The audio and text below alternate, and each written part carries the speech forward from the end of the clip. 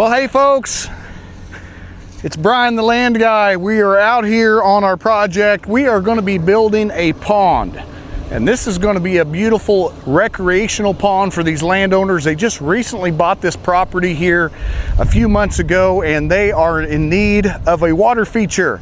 And so we got the 700L John Deere out here with us today, and this is where we are going to be constructing this pond build. We came out here a few weeks ago. We done some test holes, which are very important to make sure we have the right soil composition and the right amount of clay to be able to construct the pond dam. What we're going to be doing today is we're going to be coming out here and we're going to be removing all the topsoil off of this thing. And then tomorrow, we're probably going to be starting the core or the keyway of this particular pond. So stay tuned.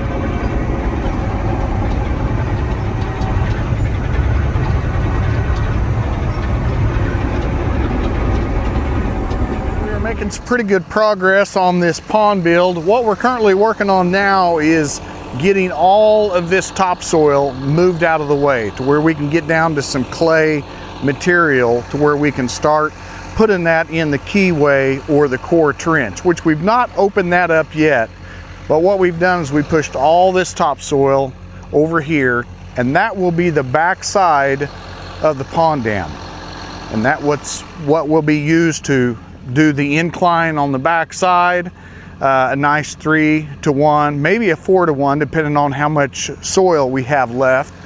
And that pond dam will stretch all the way up through here and down through here. So my plan is tomorrow we'll be coming out and I'll be using those rippers on that dozer, and I'll rip out a nice trench all the way around here up to there, and I'll be taking out about 4 to 5 foot of material, pushing it all up out of the side, and then I'll start coming up here and I'll rake in all of this clay, and it's some really good stuff. I'll show you how good it is.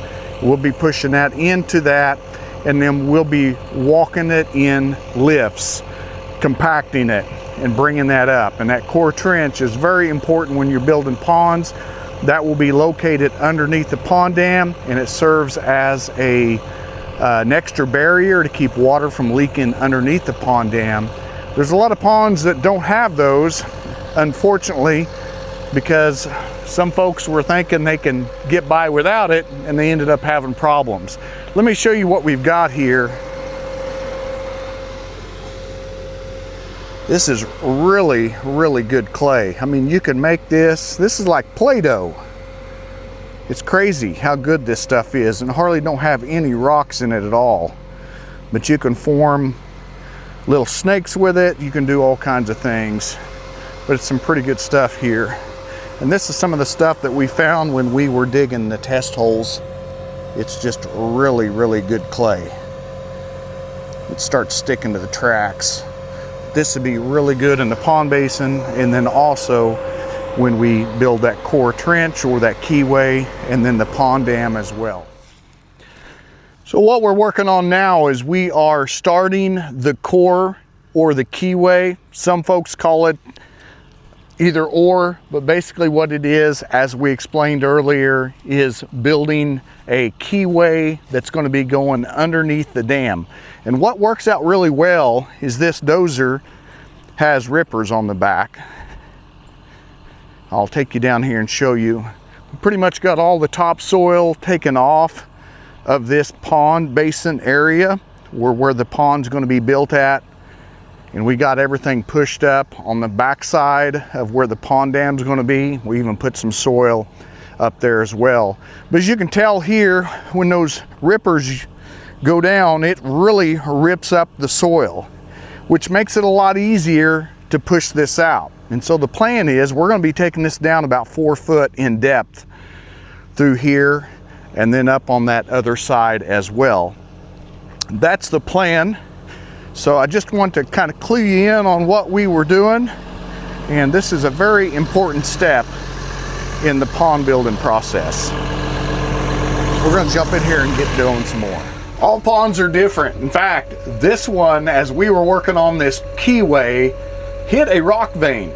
And it's not just any kind of a rock vein. It's a rock vein that runs quite a ways. In fact, we're trying to take it out right now because that will also increase the chances for the pond not to really hold water, because the water will find its way to the least resistance. And if there's no clay involved and it's just rock and black dirt, there's a good chance it's going to leak.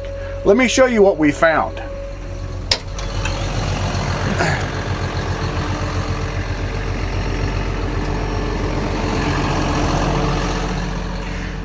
What you'll notice is whenever we were working on this keyway, I kept noticing that I got into an area that had rocks and black dirt. And we're talking, this is almost 3 foot in depth.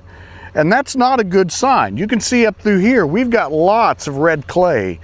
But right down here, it wasn't right. And my inclination is there's a rock vein here somewhere, and it is. And in fact, it runs right up through there. Let me get up here where you can see it a little bit better. Now you can kind of see the consistency of the collar. You've got rocks, you've got black dirt, topsoil in here, and there's no clay.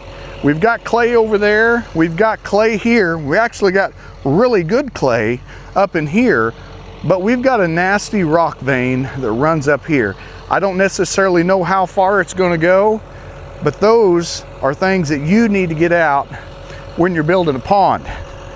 Every pond is unique, and sometimes you hit these rock veins, sometimes you don't.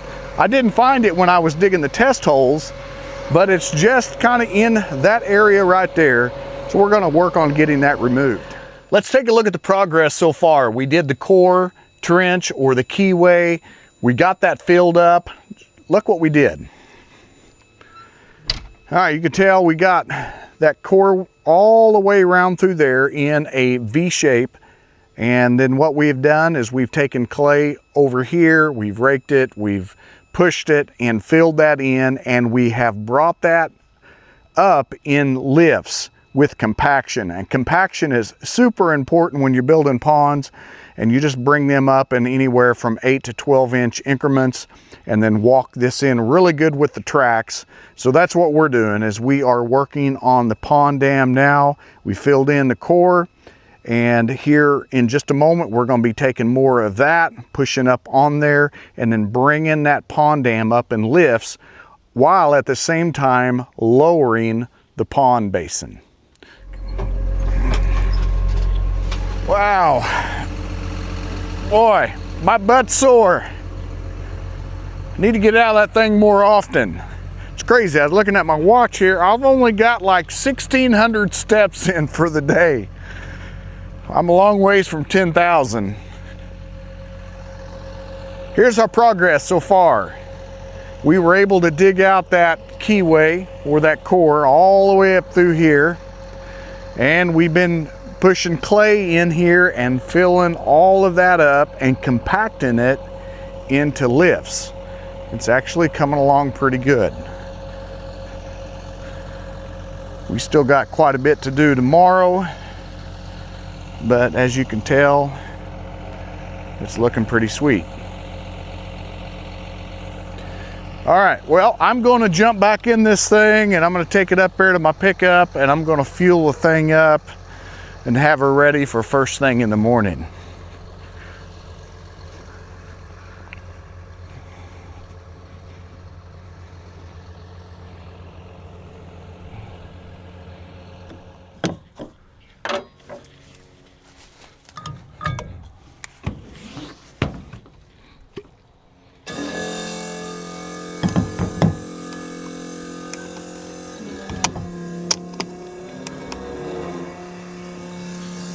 Well, this thing got a little thirsty today, so we'll get this thing fueled up. That way she'll be ready first thing in the morning.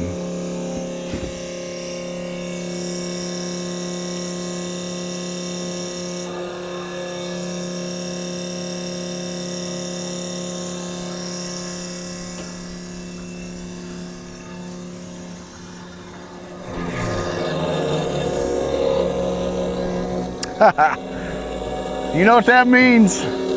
That means she's out of fuel.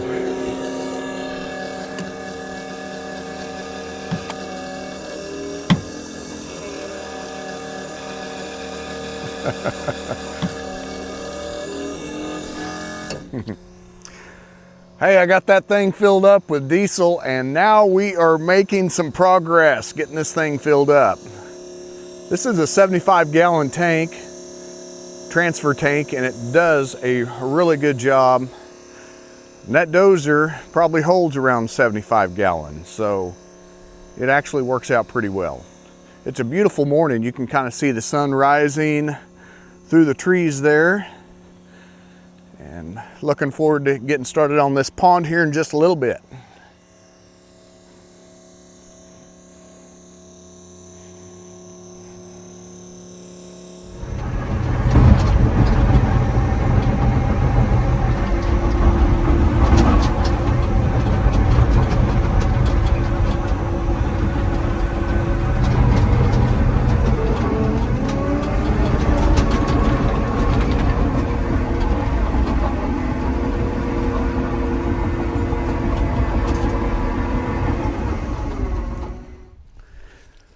We're at that stage now where I set up to shoot grade to figure out where we are on the height of the pond dam. These things work out really well. This is a top con. So I just shot grade C, and if I figure out the water level to be, let me see, where was it? Somewhere about right here. And I measured all the way around there. I still need to add about 2 foot on top of that pond dam to match it up with where that spillway is going to be right over there. That's where I'm going to be building the spillway. And then I want to put at least a couple of foot, maybe 3 foot of topsoil on top of that as a springboard. That way, when the water level is at the spillway, there's still at least a couple of foot of height of pond dam that will be able to be planted with grass and nice. And so there's a little bit of a fluctuation there with the water level. Now, if it was a bigger pond, I'd want to have a little bit more height than 2 foot. I'd probably go at least 3 foot on that. But anyway, making some good progress. So now I know what to do. I kind of eyeballed it up to this point, and the more time that you're in a dozer or in the seat as an operator, the more ponds you build, you can kind of get an idea where you're at. I knew I was off a little bit, but I wasn't for sure how much. So I'm going to take that pond even down deeper on this side here, because it's a little... Welcome to day 3 on the pond build. Today's exciting day because we're going to be able to get this pond finished, and these landowners are super excited so far. I think they're really going to love the results when we're done.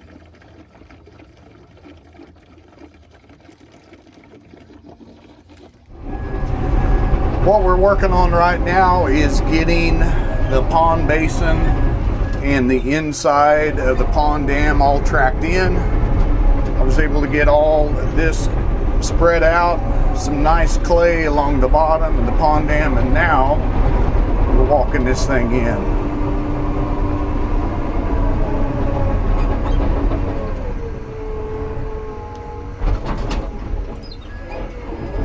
Compaction is key, so we got to make sure that we compact it real good.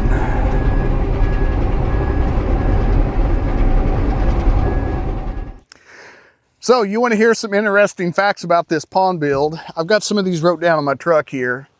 We just got done finishing this pond build, and I'll show you some video here of the finished product here in just a minute. But I want to go over these facts because I find them very interesting, and I maybe kind of nerd out on them just a little bit.